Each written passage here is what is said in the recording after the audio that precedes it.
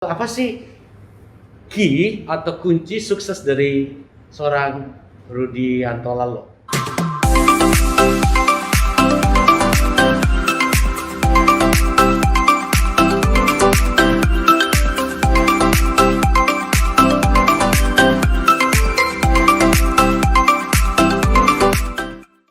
Baik, kita mulai, Pak Rudy. Iya. Sebelum kita masuk ke situ, Ya. mungkin kita akan lebih banyak mengkaji 2 tahun terakhir, Ya. di mana ada 2 PJ yang masuk. 3. Ya, 3 PJ sekalian Ya, malah. ya, Karena ada ya. yang 1 purnama sudah langsung Ya. diganti. Ya. Ada PJ sebuah sejarah baru Ya. di Indonesia malah. Ya. Hebat Pak Nurdin, Pak Gubernur hebat. Pejabat wali kota hanya sebulan kemudian diganti. Ya. Pak Rudy, Ya. seperti apa sih sebenarnya perjalanan Makassar 2 tahun yang menurut Pak Dhani sendiri justru mengalami kemunduran yang luar biasa? Ya. Silakan. Ya, terima kasih Pak Subhan Yusuf. Pemirsa dimanapun Anda berada. Memang sejak kepemimpinan Pak Dhani Pomanto berakhir di 13 Mei 2019, kita kemudian karena terjadi kekosongan pejabat terpilih, maka diisi oleh penjabat. Baik. Penjabat yang diusulkan tentu saja oleh gubernur, pejabat eselon 2, dan kemudian dipilih oleh Menteri Dalam Negeri, karena yang diusulkan kan selalu 3 nama. Baik. Nah, dalam perjalanannya ternyata kurang lebih 21 bulan ya kita dipimpin 3 PJ. Baik.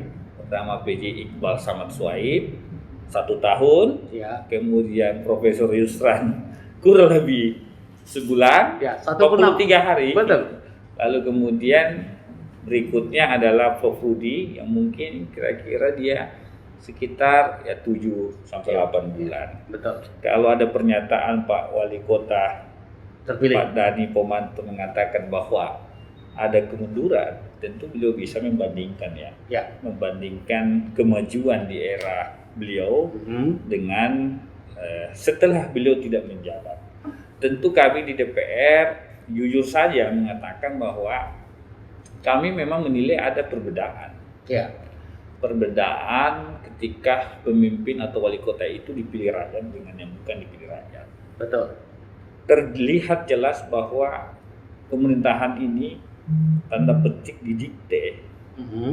oleh gubernur tentu saja selaku penjabat yang menunjuk PJ wali kota. Baik. Sehingga siapapun yang ditunjuk oleh gubernur sebagai PJ, dia tidak leluasa pasti Untuk berkreasi. untuk berkreasi karena ada kamera CCTV nih pengawas Ya. yang setiap saat bisa tiup sempritan kalau bermasalah atau apa, sehingga memang bebannya besar gitu Ya. ketimbang pemimpin yang dipilih rakyat. Kalau pemimpin yang dipilih rakyat karena sudah dapat mandat rakyat, dia pasti dengan leluasa tanpa beban bisa berbuat lebih.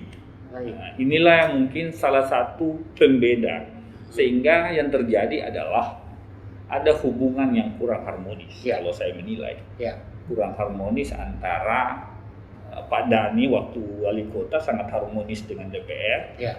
dan setelah bukan Pak Dhani PJ ini terlihat tidak harmonis. Bapak merasakan itu? Saya rasakan karena saya ketua DPR, bagaimana kemarin 2020 tidak terjadi perubahan anggaran APBD.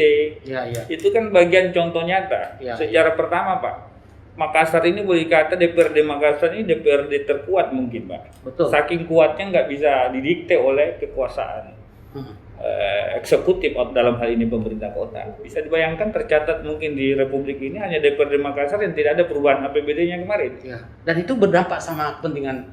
Ya, Makassar, itulah yang saya katakan. Poin utamanya adalah tidak ada harmonisasi antara pemerintah kota dengan di bawah kepemimpinan PJ dan DPRD. Ya. Tentu kami adalah orang yang dipilih rakyat, Pak. Ya, PJ ya, itu betul. ditunjuk, DPR ini dipilih rakyat. Ya, ya, betul. Ketika DPR tidak dilibatkan dalam sebuah pengambilan keputusan kebijakan, ya tentu DPR tidak mau didikte, Pak. Betul. Sehingga yang terjadi betul-betul DPR memperlihatkan, saya melihat kawan-kawan memperlihatkan sebagai lembaga pengawas, pengawas yang tentu saja kalau mitranya disepelekan atau tidak dianggap, mohon maaf. Disepelekan. Memang terkesan seperti itu, PJ menyepelekan atau? Ya itu tadi, mungkin karena banyak kebijakan-kebijakan yang tidak dikoordinasikan baik dengan DPRD, jalan sendiri. Kalau pemerintahan jalan sendiri tanpa melibatkan DPR, ya konsekuensinya juga itu tadi, DPR tidak mau dia tidak seperti apa istilahnya itu, DPR kalau ada kebijakan eksekutif diikuti aja, cap stempel gitu loh. Ya. DPRD Makassar memberi contoh bahwa DPRD itu bukan lembaga cap stempel. Ya. Yang asal kalau pemerintah kota A, kita A, belum tentu, Pak. Baik. Tentu yang utama adalah bagaimana mendengar suara wakil rakyat tadi. Betul. Kenapa suara wakil rakyat wajib didengar? Karena kami ini dipilih rakyat, Pak. Ya. Kami yang punya masyarakat. Betul. Anda itu hanya pejabat yang ditunjuk karena kebetulan terjadi kekosongan pemimpin definitif, kan seperti itu. Betul. Nah, itu yang terjadi. Sehingga memang insya Allah tanggal 26 ini Pak Dadi dilantik, itu yang kami rindukan. Ya.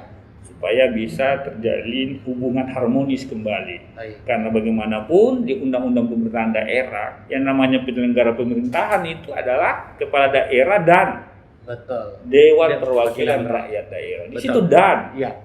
Berarti dua, Pak. Iya. Kayak mata uang yang punya sisi Suami tapi istri, satu. Pak. Betul. Suami istri. Jadi tidak boleh ada yang jalan sendiri. Tidak boleh ada yang mendegradasi misalnya satu sama lain. Dia harus jalan beriringan. Makanya menarik kalau seandainya nanti setelah pelantikan nanti akan ada paripurna penyampaian pidato wali kota terpilih di hadapan wakil rakyat. Itu luar biasa. Baik, pemirsa, saya mau sampaikan bahwa we know to blame somebody. Kita tidak menyalahkan siapapun terkait dengan 2 tahun kemarin, tetapi ada hikmah yang mesti kita petik ya Pak Rudi ya, bahwa memang harus ada pilihan yang tepat kepada sosok pemimpin, apakah itu PJ dan siapapun itu, karena dampaknya sudah seperti ini kita bisa lihat. Kita tutup buku terkait dengan itu, kita buka lembaran baru tanggal 26 Februari. Pak Dhani Fatma dilantik sebagai wali kota dan wakil wali kota Makassar. Pak Rudi, ada harapan baru nih. Tak exception bahwa Pak Dhani juga dari Nasdem dan Pak Rudi juga adalah kader Nasdem. Exception. Kita pengecualian itu. Tetapi seperti prestasi kemarin, Pak Dhani mengukir hampir 198 penghargaan. Dan Makassar ada F8 dan lain-lain yang kemudian mendunia. Apa harapan yang Pak Rudi sangat inginkan sehingga kemudian 2 kepemimpinan tadi sesuai dengan undang-undang itu betul-betul bisa kompak dan cepat, apalagi dalam era sekarang. COVID-19 betul-betul porak-porandakan semua sendi kehidupan. Silakan Pak Rudi.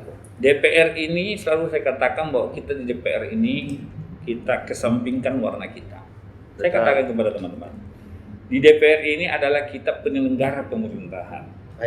Urusan politik nantilah kalau mau lagi berpolitik, kalau mau pemilihan baru kita beda pendapat. Tapi urusan pemerintahan kita ada urusan rakyat. Urusan satu kesatuan ini DPRD. Sehingga kita harus betul-betul bisa bersinergi dengan pemerintah kota dalam konteks kita penyelenggara pemerintahan.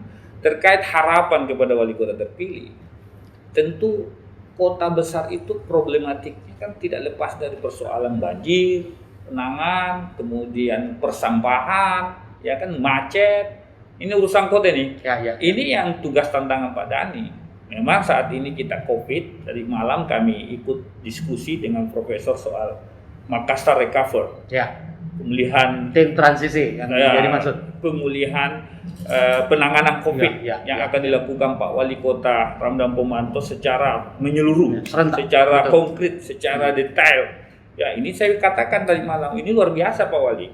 Kenapa? Karena ada upaya-upaya wali kota secara nyata dan jelas konkret. Tidak seperti sebelum-sebelumnya yang lebih kepada pendekatannya pencegahan, preventif. Tidak langkah-langkah konkret, upaya-upaya sebagai pemerintah gitu kan, dalam rangka memutus mata rantai penyebaran COVID. Betul. Selama ini kan kita dengar hanya himbauan.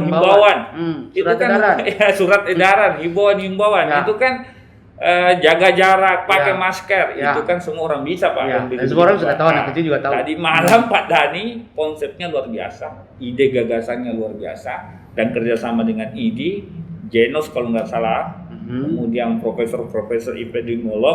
Ya. Saya kira kalau itu jalan, maka saya katakan tadi malam, Pak Wali ini baru pemimpin ini. Jelas konsepnya konkret, komprehensif, jelas apa yang mau dilakukan. Tidak berbanding kayak kemarin saya bilang. Dan kalau itu yang dilakukan Pak Wali, saya kira dan saya yakin dan percaya DPR pasti mensupport. Karena ini harus di total kita lakukan supaya ekonomi kita bisa jalan. Betul. Kira-kira begitu. Jadi itu aja harapan, kalau ditanya harapan DPR, penanganan COVID dan tentu saja persoalan problematika kota besar. Selain itu soal pelayanan dasar. Betul. Itu yang penting, pelayanan dasar. Karena birokrasi kita penyakitnya adalah bertele-tele dan lama gitu kan. Ini semua yang harus dirubah oleh Pak Wali. Mindset atau misalkan perilaku birokrasi kita ini yang kadang-kadang mau jadi bos ini dihilangkan. Saya kira kalau itu dilakukan oleh Pak Dhani Pomanto dan Ibu Padma, maka saya yakin dan percaya rakyat Makassar akan merasakan betul kehadiran pemimpin di Kota Makassar. Kira-kira begitu, Pak. Baik. Mungkin yang terakhir, Pak Rudi, apa sih key atau kunci sukses dari seorang Rudi Hantolalo? Saya selalu mengatakan, jangan pernah melupakan orang yang pernah membantu berjuang bersama kita. Itu aja kuncinya saya. Jadi orang-orang yang tulus membantu berjuang bersama saya, yakin tidak ada yang pernah saya lupakan. Jadi silaturahmi, hubungan sesama umat manusia itu terjalin sebagai kerabat, sebagai keluarga. Itu aja kuncinya. Baik, Pak Rudi, thank you so much atas kesempatan yang diberikan. Saya Subhan Yusuf. Sampai jumpa. Assalamualaikum warahmatullahi wabarakatuh dan salam sejahtera.